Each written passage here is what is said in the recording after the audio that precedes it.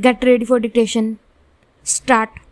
It was a great act of service to this country that Jawaharlal ji introduced planning in this country, but the planning that was introduced did not achieve what it had to achieve. Planning is good, but when it goes astray, it does more harm than good. I cannot say we have made no progress. We have made progress. We were not manufacturing even as pin in this country. When we become free, even the spindle to the spinning wheel had to be imported.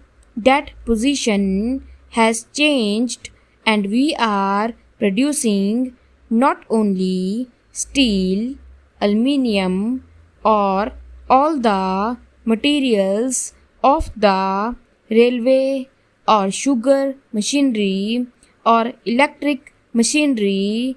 We can even produce a steel mill now, but with all this advance in heavy industries, the dissatisfaction today is much greater than we became free.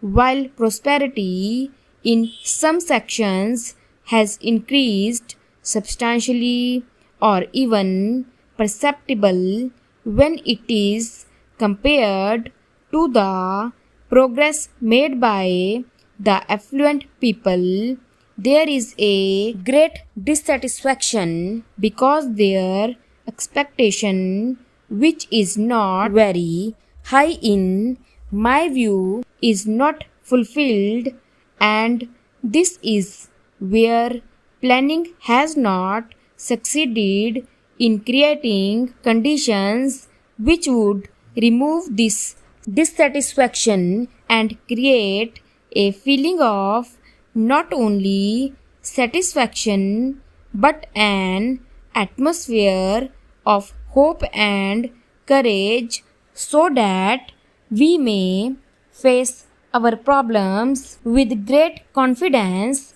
and with great efficiency.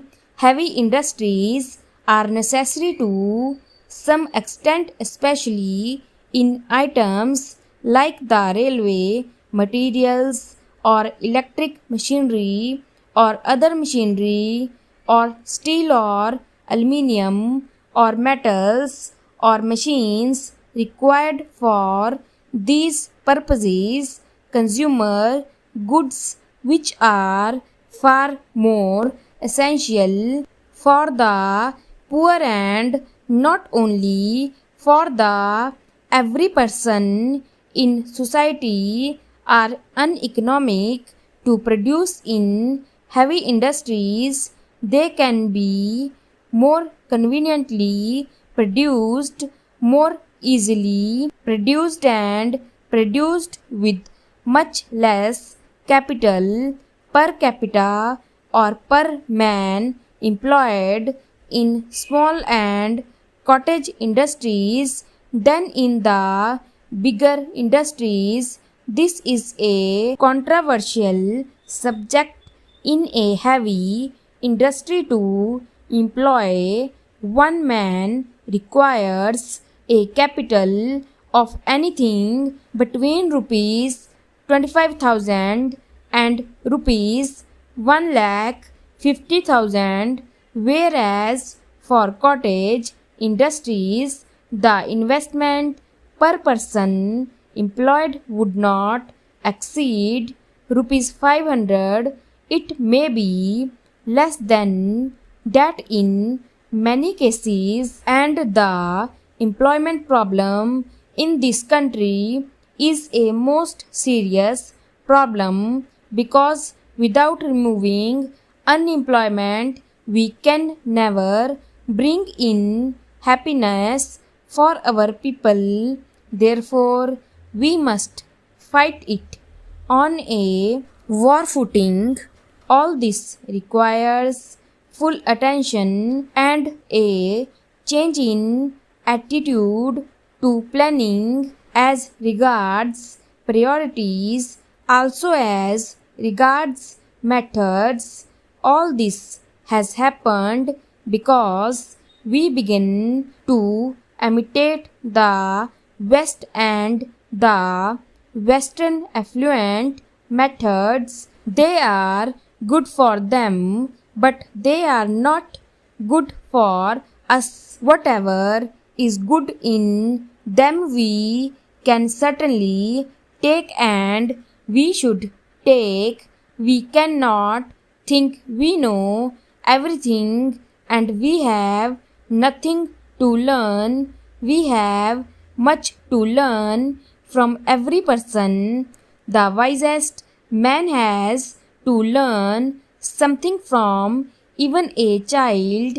When we have to learn a great deal from the whole world, and whatever we learn must be based on our foundations of culture, requirements of society, and our genius. This we have almost forgotten. This is the greatest misfortune of all of us. This we have to remove, and unless we get back this pride in our own basic culture and in our way of life, I am afraid whatever attitude we may keep, it will miscarry. Any task can become successful only if it is taken up with right attitude, in the right perspective, and with right means. Efficiency can be defined as the skill with which you can perform a task with the least labor, with the least expenditure of money, and with maximum contentment of doing it and of producing right things. Now, if you examine any task with the background, I am quite sure there will be little scope for disagreement. Our planning is thought in terms of large expenditure of money because we thought more of heavy industries. We should have attended to it first. Of course, major irrigation works are necessary. As a matter of fact, I myself have something in view which perhaps requires an expenditure of about rupees 15,000 crores for making canals in the north and in the south, which will be horizontal, connecting them with vertical channels with all rivers, so that we have a waterway system which will even be cheaper than the railway system, and no dearth of water for any irrigation throughout the country.